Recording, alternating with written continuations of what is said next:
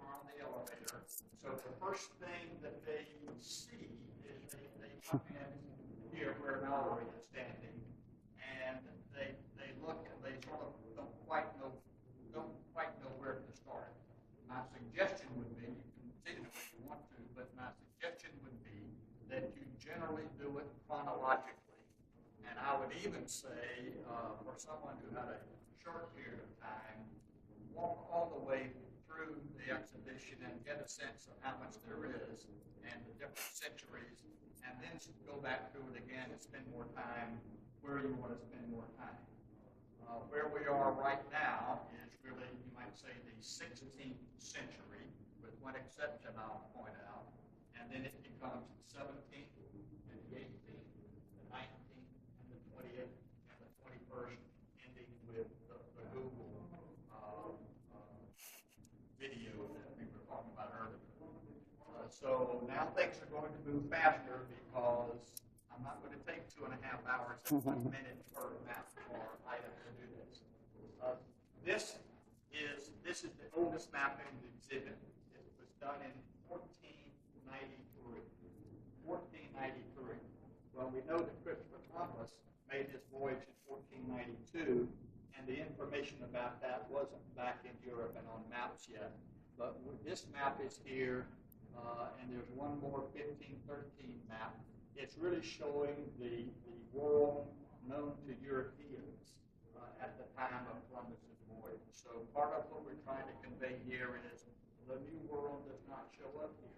It is only the Old World that the Europeans knew at the time Christopher Columbus decided to sail west.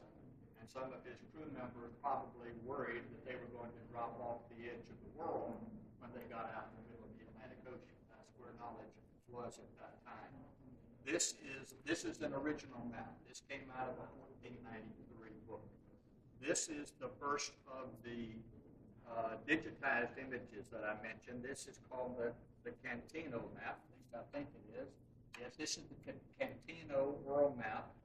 And Manny sent me an email today of an interview Rodney did with USF.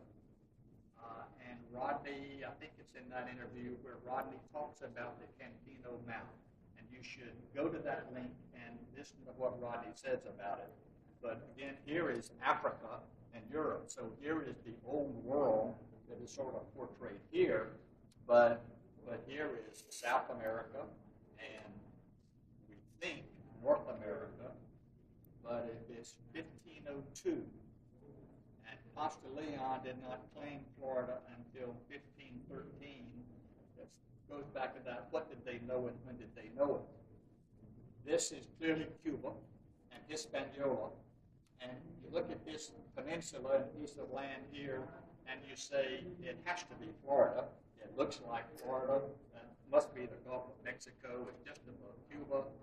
But historians debate to this day whether this image that began to appear on maps in 1502 were really Florida and North America, or whether they were part of Asia. Because you'll remember that when Christopher Columbus landed here in what we call the West Indies, he fought until his death. He was in the East Indies. Okay? So historians debate even today as to whether this image that begins to show up on a map in 1502 was the United States of America as we know it, or whether it was part of Asia.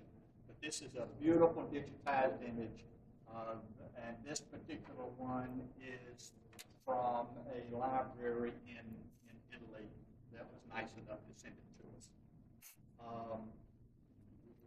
This is probably the first map that really does show Florida.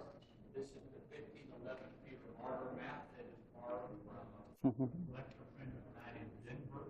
I do not have this map in my collection, and I wish I did, but it's too expensive. But this is Cuba here, and Hispaniola again, and there is a body of land that Rodney, I think, talks about this in that link too. There's a body of land by this time in 1511 they did know was North to the Bahamian, the people, the natives who lived in the Bahamas, referred to this as the Isle of Bimini. Okay, we know Bimini is part of the Bahamas, but to them,